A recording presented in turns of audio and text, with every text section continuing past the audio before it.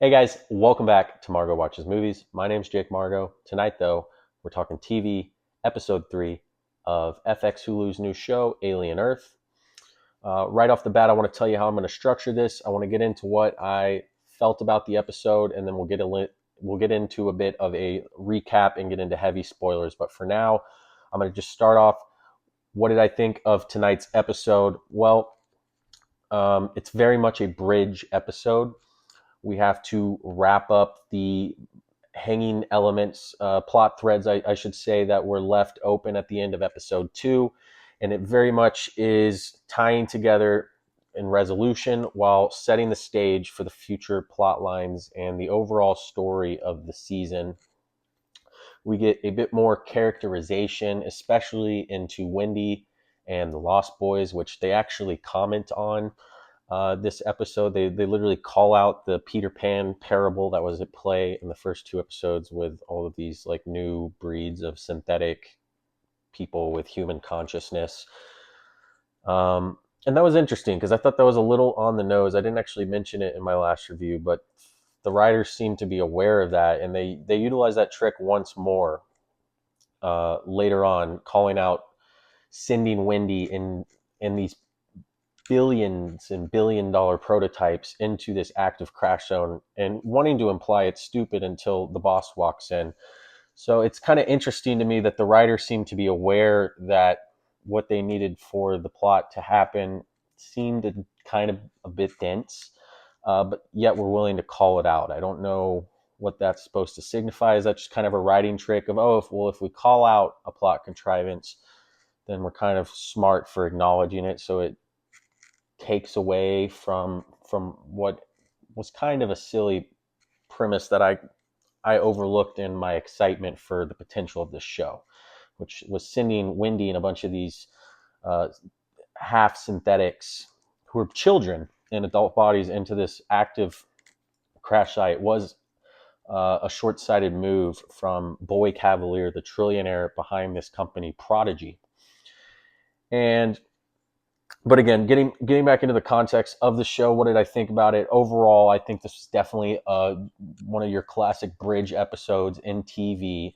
We resolve kind of the catchy plot that happened for the first two episodes, trying to grab the viewer's attention and have them anticipating future episodes, fleshing out a very large cast of characters, which I think this episode does a good job of. You get a bit more of the motivations, you get a bit more of what's behind the eyes, what are these characters thinking, especially with all of the basically children who are hybrid synthetic human amalgamations of creations. And um I think again, this is going to be one of the weaker episodes. It was very slow. I can definitely see a lot of people not liking this episode very much, and that's fine. But I think it's a necessary episode in the grand scheme of things to give us a better idea of motivations, flesh out the world a little bit before we start really getting into the meat of the story. So yeah, that would be my thoughts on it. But we'll get into the recap now. I'll go ahead and give my grade. I would probably rate this episode like a 6 to a 6.5. I think there's going to be so much better in this show because there's no denying that the craftsmanship is there. I think the set designs tonight um, were really cool. I mean, some of the shots and direction was a little stagnant at times, but you got some really, really cool shots. And I'll get into that as I go through the recap. But we start the episode off directly picking up where we left off last week. Wendy in pursuit of the xenomorph who has captured her brother Joe. And it's interspersed with Kesh, Timothy Oliphant's character, along with the rest of the Lost Boys. Um, you know, doing, I guess, research and analysis on what these creatures are. They have since caught them. We cut back to Wendy in pursuit of Joe, and that's like the one action set piece we get at the start of this is she finds Joe in the back of a trailer. He's yelling out, "Wendy, it's a trap." And she's ignoring him, of course. And I wasn't the biggest fan of that trope utilized while, she's got her back turned and the xenomorph is behind her, and Joe can't just be like, fucking alien's right behind you. You have to be like, Wendy, Wendy, Wendy, Wendy. And she turns around, and there it is. And you do get an decent enough action set piece where the xenomorph seems to disregard her at first, and I don't know if that's because she wasn't showing fear, which they set up last week with what's his name, Morrow, the full synthetic or cyborg guy, who the black dude who crash lands with the ship. He's the chief security officer. They set up that fear aspect where it didn't seem to sense him as much because he wasn't afraid. So I don't know if it was that or what, but then it jumps up on the roof. She stabs it through the roof. And I love Alien. I think it's a masterpiece, but I'm not like beholden to the lore. I'm not a nerd about it. It starts bleeding and it appears to be acid. I don't know if that's established Alien lore or if that's something the show is adding. You guys can let me know in the comments if you're, an Alien uh, big Alien fan, a bunch of that stuff. Maybe I should know, so I don't know, but I don't. But we established that the alien's blood has acid capabilities. It starts melting through the little trailer storage unit they're in. The alien flips it over. A fight ensues. It gets Joe. I think it stabs him. And right as the alien, is opening its mouth and its little mini second mouth, its little mini me mouth starts coming out, Wendy hooks it with a crowbar. She hooks the little mini me mouth, and they try and trap it in this garage unit where Joe closes the door right as it's about to close. Wendy gets sucked back into the door, and Joe's frantically trying to open the door. He's hot wiring to get the controls to work. And as the door to the garage lifts, we see the xenomorph decapitated, and Wendy has fucked this thing up, which seemed to be expected, but it was still kind of a cool shot. See this dismembered, alpha predator alien sitting there just bloodied out.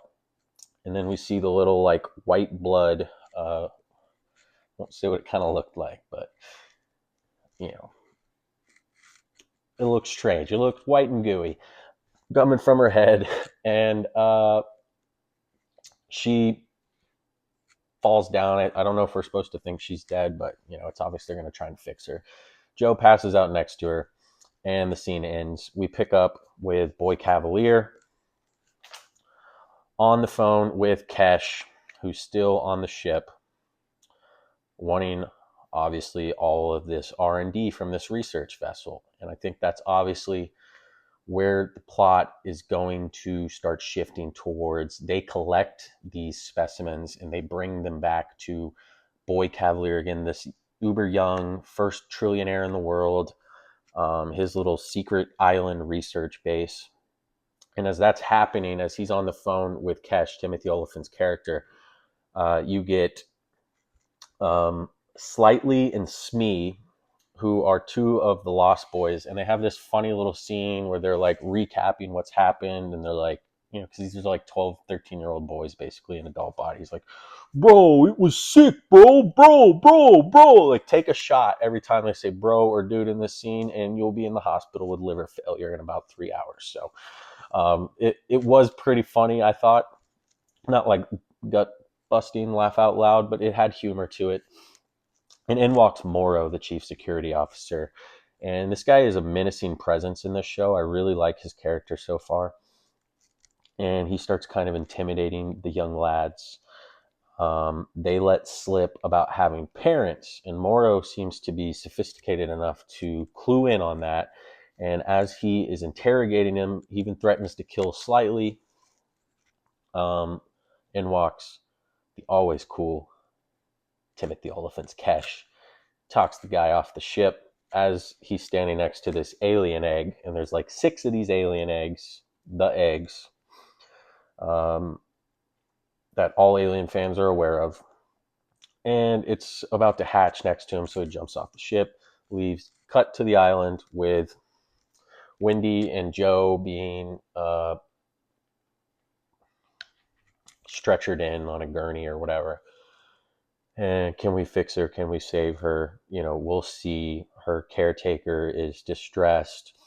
uh, one of Boy Cavalier's like henchmen or whatever is kind of upset, and this is where I mentioned earlier, he drops the line, I don't understand why they're bringing $1 billion species into an active crash site right as Boy Cavalier walks in, and the guy's too afraid to finish his thought.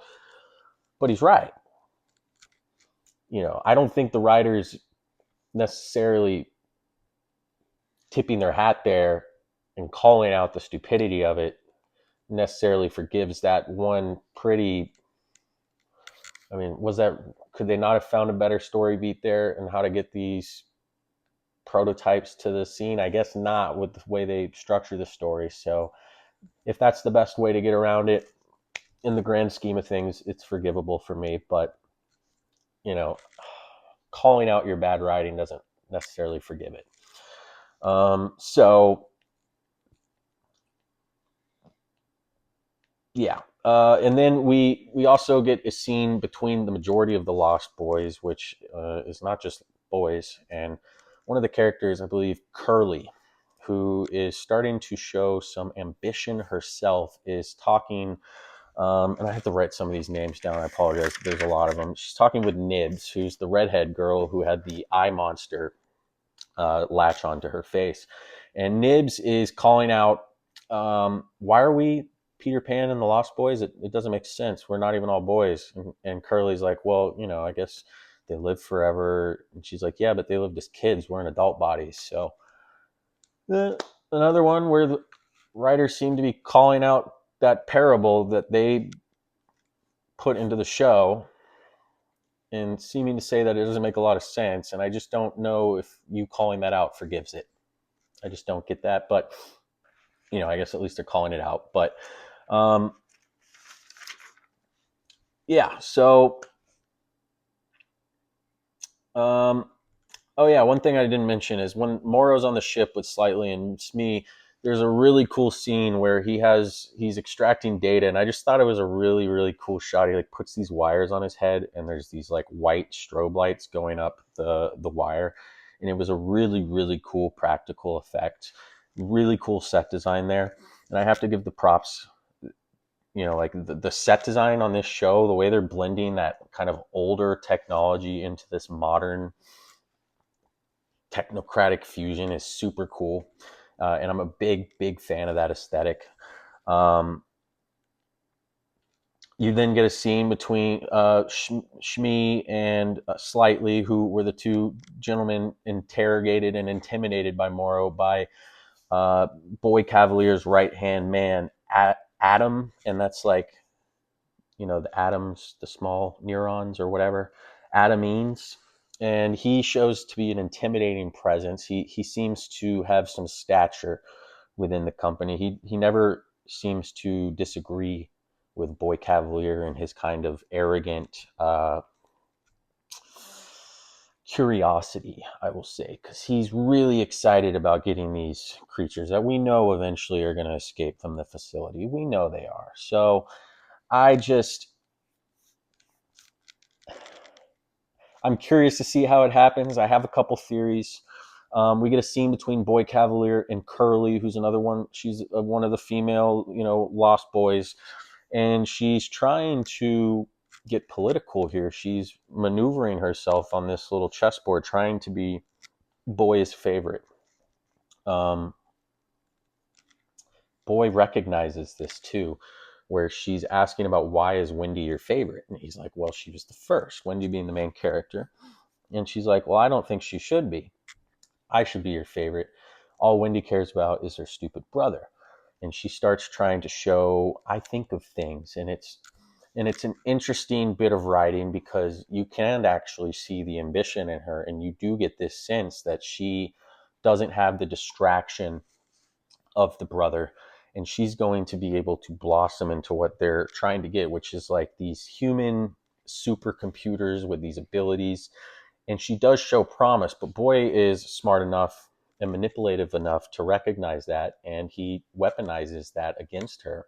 Tells her, I'm going to give you some books and some things to read, and then we can play. I don't know what that means. It had some weird connotations, some weird subtext there, that I hope be kind of weird if they went that direction. You know, the Ex Machina, Oscar Isaac playing with his creations type of direction. I hope they don't go that route with the implication of that these are children in these bodies.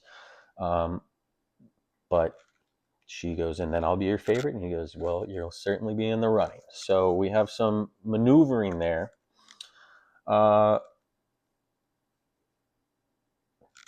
And then, you know, we cut back to Morrow, who's in this city. He gets a call from his boss at the rival company of Prodigy, asking him to come back in. And we kind of get an idea where Morrow's storyline is going to be. I don't know if it'll be the rest of the season, but at least for the next few episodes, which is he is dead set on getting back these creatures that were captured off of his ship. And he basically refuses the call to come back to his boss. He's like, no, my life's mission is getting these back. I'm going to get them. And he plans his infiltration. And somehow he's able to call into this base and start speaking with Slightly, which isn't explained at all. And I don't know how I felt about that. It seemed a bit like a contrivance, if I'm being honest. But contrivance aside, you know, you can see that he's buttering up slightly, and that's going to be his angle on how to get into the facility with his everyone needs a friend line. And you can just see throughout the next, I don't know if it'll be one episode, 2 episodes, or what, but he's going to start slowly peeling back the layers off slightly so he's able to gain access into the facility. We'll see that come to a head eventually.